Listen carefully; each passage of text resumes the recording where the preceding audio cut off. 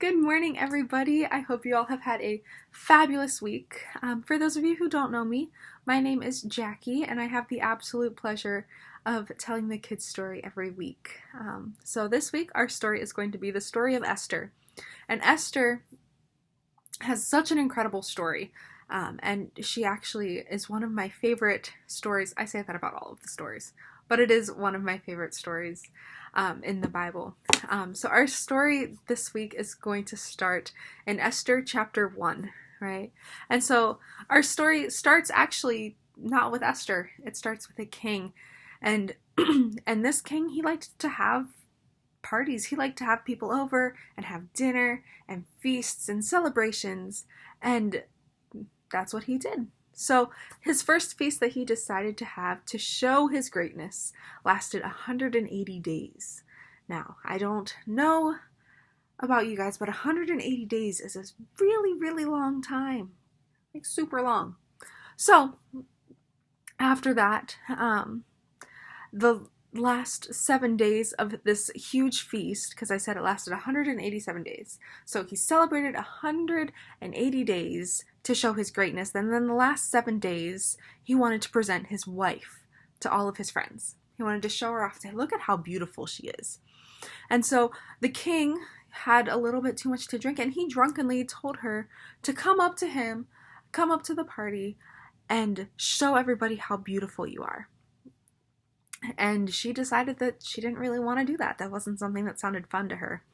And so because of this, the king got furious. He was so upset, right? And so he decided that he was going to make a decree that all men should be masters of their household.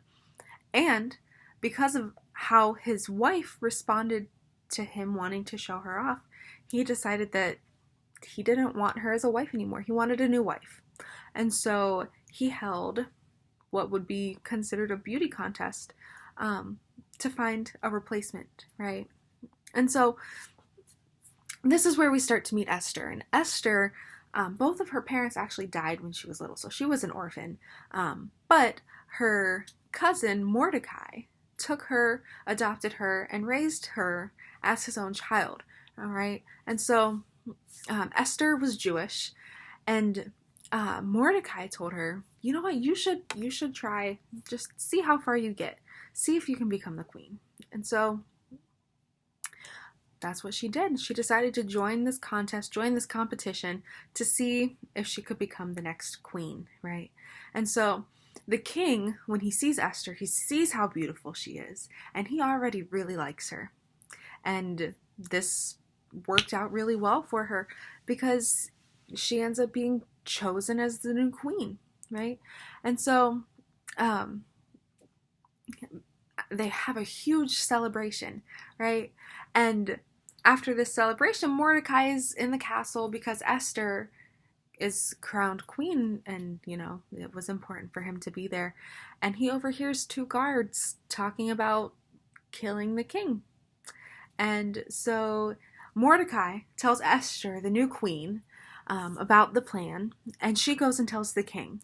And the king celebrates and praises Mordecai for saving his life, right? But with every good thing comes a bad thing.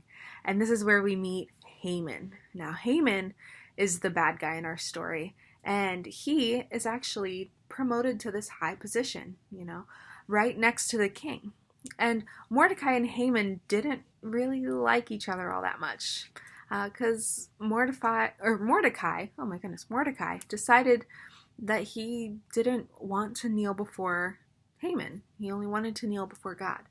And so Haman was so upset about this that he decides, you know what, I'm going to go to the king and see what I can do to solve what he saw as a problem, right? And so Haman goes to the king and tells him, hey, there's this group of people who aren't following your orders, and I really think that something needs to be done about this, right?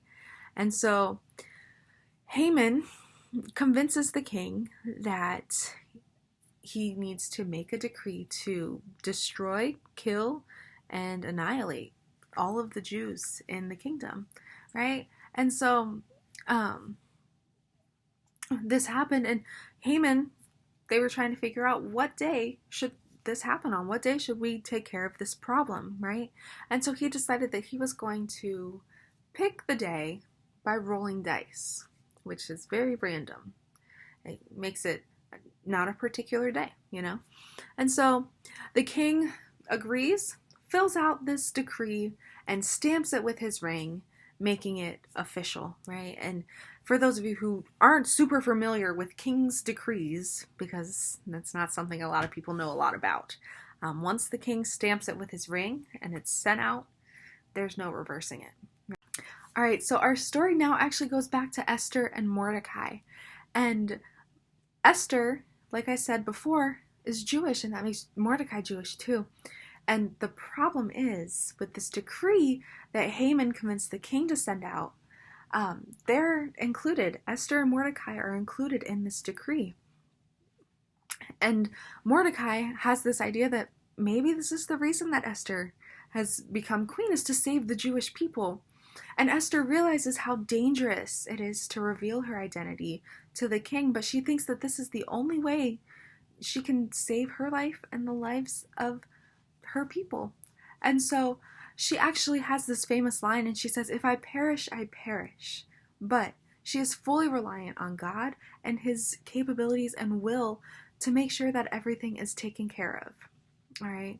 And so after she and Mordecai discuss their plan on revealing her identity to the king, she decides to hold her own banquet. Since she can't go talk to the king face to face without a formal invitation, she invites him to come and eat and have a party, right? And so she invites Haman, she invites Mordecai, she invites the king, and they're all having a great time eating, drinking, having fun, talking.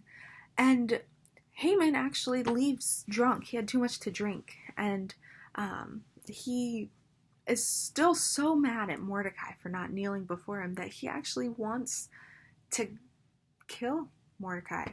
And he tells the king that he wants to hang Mordecai. And so they build up this giant stake in the courtyard to have Mordecai impaled on the following couple of days. And so after the king leaves this first banquet, he can't sleep.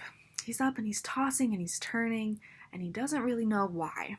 And then he remembers that Mordecai actually saved his life.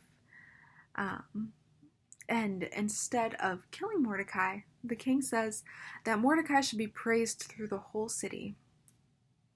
And so that's what happens. But this is the turning point where we start to see Haman lose power and Mordecai gain power, which is foreshadowing into the next parts of our story. All right, and so that leads us to our next part of the story, which is Esther's second banquet. And Esther, at this banquet, informs the king that she actually is Jewish, and Haman's decree that the king signed off on includes Mordecai and herself in the elimination. They're included in the killing and death that is supposed to be happening. And so she begs the king, she pleads and pleads with him to save her life and the lives of her people. But there's a problem. The decree can't be reversed because, like I said before, anything with a stamp gets sent out and is official. It can't be reversed. And so this enrages the king so much that he was tricked and deceived by his friend, or who he thought was his friend Haman. And he decides that instead of impaling Mordecai on this 75-foot tall stake in the middle of the courtyard that was originally made for Mordecai, he's going to impale Haman. And so Haman realizes how much trouble he's in, and he begs with Esther for his life.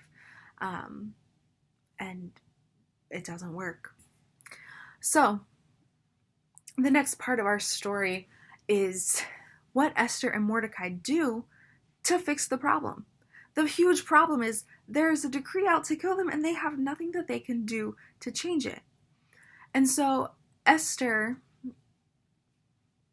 goes out and she talks to the king, and the king gives her permission, and Mordecai permission, to write a decree to the Jewish people as a response, if that makes sense. So they're responding to the death threat that they just received, right? And so this decree that Esther and Mordecai send out basically says that the Jews were ordered to defend themselves and destroy any army or anyone who tried to hurt them. And this was signed off by the king and stamped with his ring, so it was official and it couldn't be revoked or changed. So Mordecai, after he helps Esther write this, leaves the king's presence, but he has gained favor and power with the king. He basically rises up to second in command, right? And so because of all that Mordecai did to save Esther, he, like I said, was elevated to the right-hand man of the king. And so once the day of the decree stating death to all Jews comes, the Jews actually win, right? They were able to defend themselves, and on the first day, there were 2 days of war, essentially, and fighting. And on the first day, the Jews decided that they wanted to start by taking out Haman's family and everyone who was a part of his plan to kill the Jews knowingly. And so that's what they did, and they came out victorious. And then on the second day, the Jews move on to anyone else who plotted against them in the entire kingdom, right? So they started at first with just the castle, the palace, with the people who plotted against them, just one small area, and then they moved to the entire kingdom, and they came out victorious. And this victory led to a celebration because they were able to not die. They were able to pass death. And so because of this victory, a feast was started. And it was started with a decree so that it couldn't be reversed. And this feast is called Purim, and it lasts 2 days to celebrate the deliverance of the Jews, right? And so we see the 2 days that they fought and won are also reflected in the 2 days of celebration, right? And so the last chapter of Esther talks a lot about Mordecai and his greatness and splendor, and the Jews thriving in this kingdom because of everything that Mordecai and Esther were able to do for them. So that is the end of our story today. I hope you all enjoyed it, and hopefully I get to see you guys live and in person next week. Bye!